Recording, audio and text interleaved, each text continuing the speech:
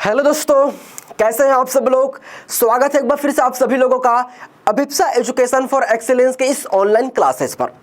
तो दोस्तों, वैदिक गणित के लास्ट क्लास में हमने अपने सूत्र नंबर 5 जो कि था शून्यम साम्य समुच्चय, इसको टोटल मैंने 3 पार्ट में कंप्लीट करा दिए थे। ठीक है दोस्तों, आज के इस क्लास में हम अपने वैदिक गणित के 6वें नंबर के सूत्र के बारे में बात करने वाले हैं। तो चलिए बिना किसी देरी के आज की इस क्लास को 6वें नंबर के जो हमारा फॉर्मूला आता है, जो सूत्र आता है, इसके बारे में पढ़ते हैं। देखिए, तो अगला जो आपका सूत्र निकल कर आता है वैदिक गणित का 6वां नंबर का, वो कौन सा होने वाला है? अनुरूप्य शून्यम मन्यत्। अब ये जो संस्कृत के वर्ड लिखा गया है, इसका हिंदी मीनिंग क्या होता है, पहले हम इसको जानेंगे, फिर उदाहरण के जरिए हम इसका क्या यूज कर सकते हैं, किस टाइप के क्वेश्चन को सॉल्व करने के लिए हम इसका अप्लाई करते हैं, इसके बारे में पूरा डिटेलिंग से बात करने वाले हैं। तो पहले मैं इसका हिंदी मीनिंग आप लोगों को बताना चाहूंगा, जिसका मतलब यहां पर लिखकर आ चुका है। देखिए, 6वां नंबर का जो आपका सूत्र है अनुरूपे शून्य मन्यत्, जिसका हिंदी मीनिंग होता है यदि एक अनुपात में है तो दूसरा शून्य होता है। यदि एक अनुपात में है तो दूसरा शून्य होता है। देखिए दोस्तों, ये तो इसका शॉर्ट मीनिंग हुआ। अब इसका मैं आपको पूरा डिटेलिंग बताता हूं। बेसिकली हम इस सूत्र का उपयोग जो है वो बीज गणित में करते हैं समीकरणों को हल करने के लिए। लेकिन समीकरण भी कैसे? विशेष प्रकार के समीकरण को हल करने के लिए, विशेष प्रकार के युगपत समीकरण को हल करने के लिए हम इसका यूज करते हैं। अब ये युगपत समीकरण क्या होते हैं?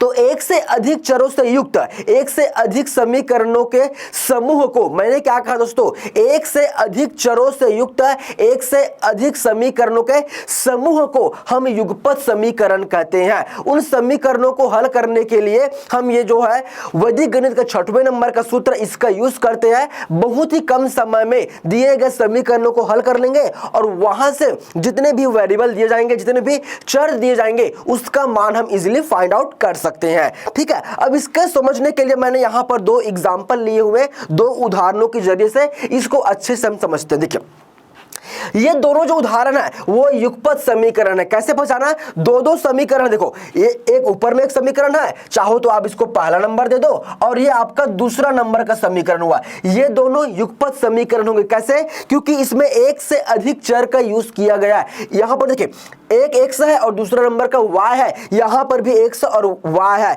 यानी कि एक से अधिक चरों से युक्त एक से अधिक समीकरणों के समूह को, इन दोनों समूहों को, इन दोनों को अगर मैं एक साथ मिला दूंगा तो इसी को हम कहते हैं युगपत समीकरण। अब इस युगपत समीकरण को हल करने का ये अच्छा मेथड होने वाला है, शॉर्ट मेथड होने वाला है, जहां पर इस समीकरण को आप हल करके x और y की वैल्यू फाइंड आउट कर सकते हैं। ठीक है, अगर मैं आप लोगों को कहूं कि दोस्तों इन दोनों समीकरणों को आपको हल करना है और x और y का मान निकालना है, तब आपका प्रोसीजर क्या रहेगा, क्या आप प्रोसेस करोगे? तो इसके लिए आप क्या करोगे? आपने पढ़ा हुआ है 2-3 मेथड पढ़ा हुआ है। प्रतिस्थापन विधि पढ़ा हुआ है, आपने विलोपन विधि पढ़ा हुआ है, आपने वज्र गुणनखंड विधि भी पढ़ा हुआ है। ये 2-3 प्रकार से इसको सॉल्व कर सकते हो। लेकिन इस मेथड से अगर आपने इस क्वेश्चन को सॉल्व करना चाहा तो आपको 5 से 10 मिनट लग जाएगा x और y की वैल्यू बताने के लिए। 5 से 10 मिनट का समय लग जाएगा। लेकिन कंपटीशन के इस जमाने में आपको 5 से 10 मिनट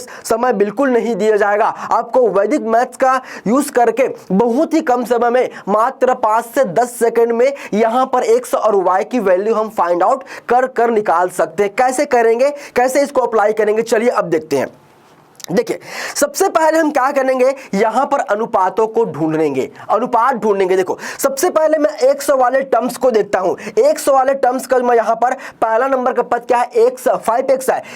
जो x है, ये जो x है, इसका गुणांक क्या है? 5 है। इसका गुणांक क्या है दोस्तों? 5 है। ठीक है, अब इसके नीचे में जो समीकरण लिखा गया है, जो x वाला पद है, याद रखना x का x के साथ आप अनुपात बनाओगे। ठीक है, तो नीचे में क्या लिखा गया? 10 लिखा गया। ठीक है, x को आप इग्नोर करो, x के गुणांक को देखिए जो कि 10 लिखा गया है। दोनों का अनुपात निकालेंगे हम, ये 5/10 मैंने लिख दिया।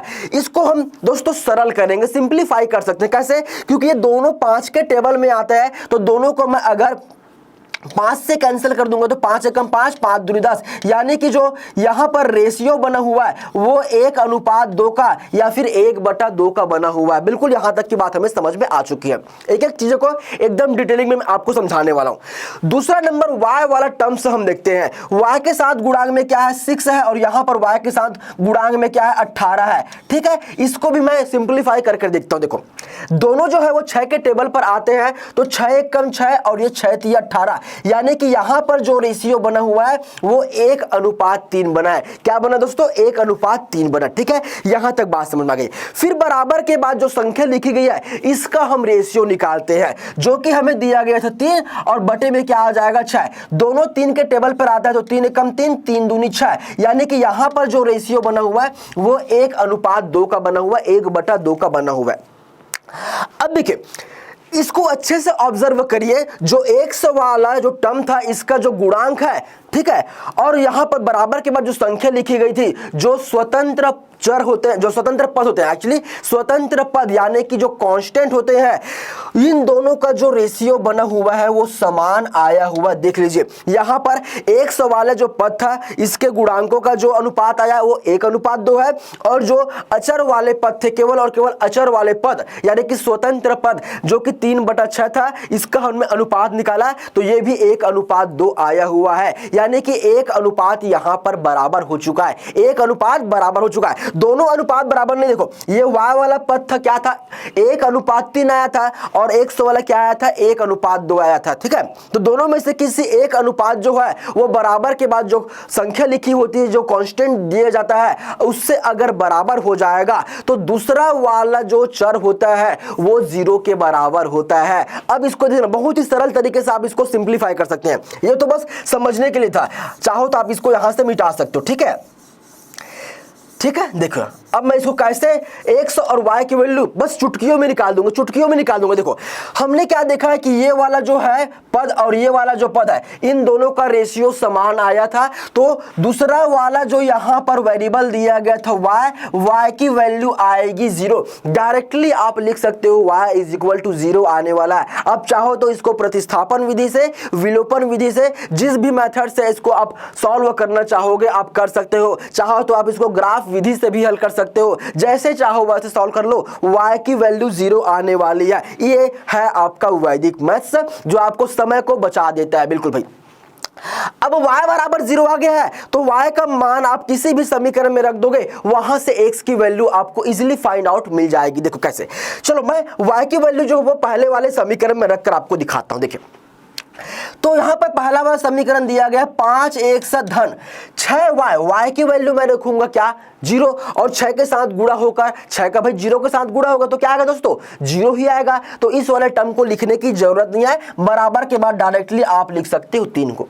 हमें तो चाहिए x की वैल्यू, तो x को यहीं पर रखा मैंने, ये प्लस को लिखने की भी जरूरत नहीं। अब तो x इज इक्वल टू देखो क्या हो जाएगा, देखो 3 है, अब x के साथ जो गुणा में है वो जाएगा डिवाइड में, तो x इज इक्वल टू क्या मिल चुका आपको 3/5, 3/5 मिल चुका है। y इज इक्वल टू 0 मिला और x इज इक्वल टू आपको 3/5 मिल चुका है। ये है आपका वैदिक मैथ्स का खेल, इतना ट्रिक बता देता है, इतना शॉर्ट कर देता है, चीजों को बहुत आसान कर देता है। y इज इक्वल टू 0 और x इज इक्वल टू 3/5, ये है आपका वैदिक मैथ्स। बिल्कुल आपको सीखने की इसको जरूरत है। ठीक है दोस्तों, तो आई होप ये आपको अच्छे से समझ में आ गया होगा कि विशेष प्रकार के युगपत समीकरण को हल करने के लिए हम जो वैदिक गणित का 6वें नंबर का जो सूत्र होता है अनुरूप्य शून्य मन्यत, इसका यूज करके बहुत ही आसानी से हम दिए गए युगपत समीकरण में जो भी वेरिएबल दिया जाएगा उसकी वैल्यू फाइंड आउट कर सकते हैं। ठीक है, तो चलिए अब बढ़ते हैं अपने दूसरे नंबर के एग्जाम्पल की ओर।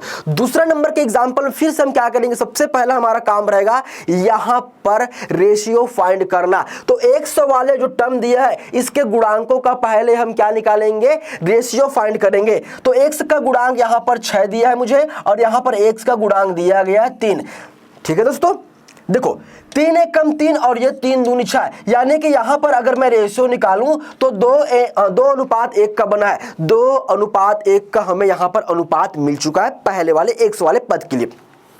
चलिए अब इसके लिए भी हम निकाल लेते हैं। तो y के गुणांक को यहां पर लिखिए जो कि 5 दिया गया है। अब यहां पर y के गुणांक को लिखेंगे तो जो कि 6 दिया गया है। ये दोनों कैंसिल नहीं होंगे। अगर दोनों को मैं डिवाइड करने लग गया, 5 को 6 से डिवाइड करूंगा भैया तो ये दशमलव में चला जाएगा। हमें तो अनुपात निकालना था ना, तो यहां पर अनुपात जो है वो आपको मिल चुका है 5:6। अनुपात क्या मिला आपको? 5:6 मिल गया। ठीक है, चलिए अब बराबर के बाद जो स्वतंत्र पद है यानी कि अचर है, जो संख्या दी गई है, इसका हम अनुपात निकालेंगे जो कि आपको दिया गया 25 और नीचे में क्या आ जाएगा? ये आ चुका है 60। क्या आ चुका? 60 आ चुका है। यहां पर थोड़ा सा मिस्टेक हो गया, ये 60 नहीं होगा, ये आपका 30 होने वाला है। क्या होगा दोस्तों? ये 30 होगा, तभी अनुपात आपका बनेगा। ठीक है, आ जाइए।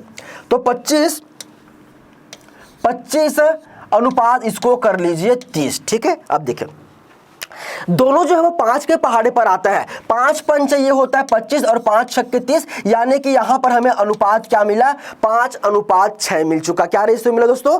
5:6 का हमें रेशियो मिल चुका है। अब देख लीजिए कि कौन कौन सा रेशियो यहां पर बराबर होने वाला है। तो y वाले पद का जो गुणांक था उसका हमें अनुपात मिला 5:6 और बराबर के बाद जो संख्या दी गई थी उसका अनुपात मिला 5/6, यानी कि ये दोनों बराबर है। यानी कि y वाला जो पद है वो बराबर के बाद जो कांस्टेंट लिखा गया था उस वाले पद के जो रेशियो के बराबर है। तो y वाले की वैल्यू नहीं, x वाले, x की वैल्यू यहां पर 0 हो जाएगी। क्या बच्चों? यहां पर x की वैल्यू 0 होने वाली है।